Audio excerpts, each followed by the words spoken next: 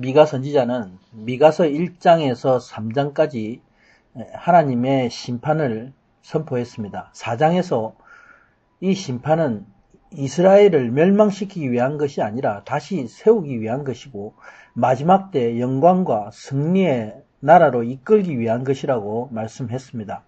5장에서 선지자는 메시아 왕국의 회복이 있다 선언했습니다. 마지막으로 6장과 7장은 죄로 인해서 멸망받을 수밖에 없는 이스라엘의 죄악을 다시 논증하고 있습니다. 그리고 하나님이 진정으로 기뻐하시는 일이 무엇인지 말씀하고 있습니다.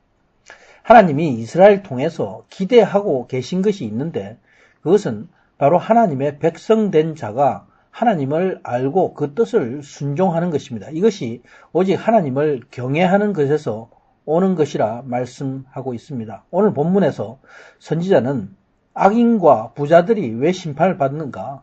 그들의 악함으로 반드시 그들은 멸망할 것을 강하게 논증하고 있습니다. 9절에서 미가 선지자는 하나님이 기뻐하시는 일이 무엇인가 결론적으로 말씀합니다. 하나님이 성읍을 향해서 외쳐 부르시나니 너희가 온전한 순종을 하라. 하나님이 저들을 부르신다는 것은 저들에게 요구하시는 것입니다. 하나님이 하나님 나라의 재판장으로서 저들의 순종을 부르시는 것입니다.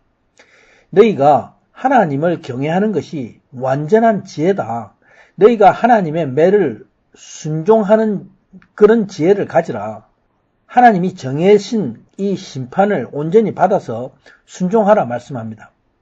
이렇게 하는 것이 하나님을 경외하는 것이다 말씀입니다. 믿는 자는 진노의 심판 가운데서도 하나님의 재판에 순종하는 것이 하나님을 경외하는 자의 지혜인 것입니다. 하나님은 저들을 향해서 이 심판은 정해졌으니 이를 순종해서 받으라. 너희가 매를 맞음으로 겸손한 하나님께 나아오라 말씀하고 있습니다. 이 매는 하나님이 이방 민족을 막대기로 사용하셔서 심판하시는 것을 의미하고 있습니다. 그러나 이 심판을 받지 않겠다. 하나님의 말씀에 순종하지 않는 그런 자들이 있습니다. 이들이 누구입니까? 10절 이후에 말씀하고 있습니다. 10절에 선지자는 저들 불의한 자들에게 묻습니다. 너희 집에 불의한 재물을 모으지 않느냐? 작게 만들어서 속이는 가증한 에바가 있지 않느냐 묻습니다. 여기서 에바는 고체의 용량을 재는 단위이기도 하고 그릇입니다. 한 에바는 곡식의 양을 재는 그릇입니다. 한 에바의 용량은 액체로 22리터의 양에 해당이 됩니다. 액체 22리터의 양을 재는 1바트와 같은 양을 말씀합니다. 여기서 속이는 에바란 바로 사람을 속여서 재산을 모으는 악행을 저지르고 있습니다. 이것을 말합니다. 속이는 저울과 저울추도 마찬가지로 사람을 속여서 재산을 모으는 불의한 모습을 그리고 있습니다. 이들 속이는 자들이 누구입니까? 바로 하나님을 불순종하고 대적해서 행악하는 부자들을 말합니다.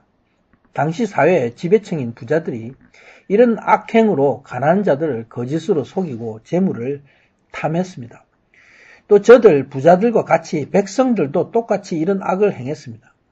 저들의 혀가 입에서 괴사하다는 것은 말마다 거짓을 말하는 모습을 의미하고 있습니다. 그러므로 재판장이신 하나님은 저들 악한 자들을 심판하기로 정하셨습니다. 하나님이 나도 너를 치리라, 너를 크게 쳐서 상하게 할 거다 말씀합니다.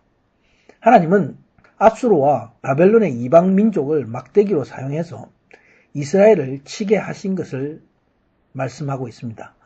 선지자는 이런 죄악으로 인해서 너희가 적막하게 되었다 말씀합니다. 너희가 먹을지라도 배부르지 못하다. 속은 항상 비어 있을 것이다. 이러한 내적인 고통은 육체적인 상처와 질병을만을 얘기하는 것이 아닙니다. 이런 적막한 모습은 바로 죄로 인해서 고통하는 어둠 가운데 있는 영들의 모습입니다. 육신적으로는 배가 불러도 심령은 고통하고 있습니다. 너희가 가진 것을 감추고 보존하려고 해도 감출 수가 없다, 지킬 수가 없다 말씀합니다. 스스로 죄악을 감추고 싶어도 드러나게 되어 있습니다. 아무리 많이 재산이 있고 돈이 있어도 그 재산을 지킬 수 있는 능력이 우리에게는 없습니다. 계시록 3장 17절에 부자가 스스로 말하기를 나는 부요하여 부족한 것이 없다 하나 내 공고한 것과 가련한 것과 눈먼 것과 벌거벗은 것을 알지 못한다 하는 말씀과 같습니다. 15절에 내가 씨를 뿌리며 땅을 경작할지라도 그 열매가 없을 것이다. 추수하지 못한다 말씀합니다. 감나물 밟아도 기름이 나오지 않아서 내 몸에 더하지 못하고 포도를 밟을지라도 술을 마시지 못할 것이다. 열매가 없다는 말씀입니다.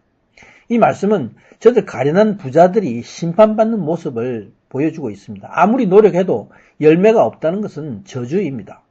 이 세상에서 저주를 받는 것은 그러나 잠시 동안이지만 하나님 나라에서 받는 고통은 영원합니다.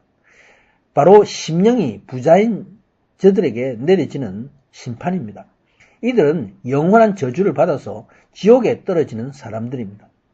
당시의 유다 왕국의 부자들은 바로 사회의 타락한 지도자고 패역한 관료고 일상적으로 악행을 저지르는 세상의 부자들입니다.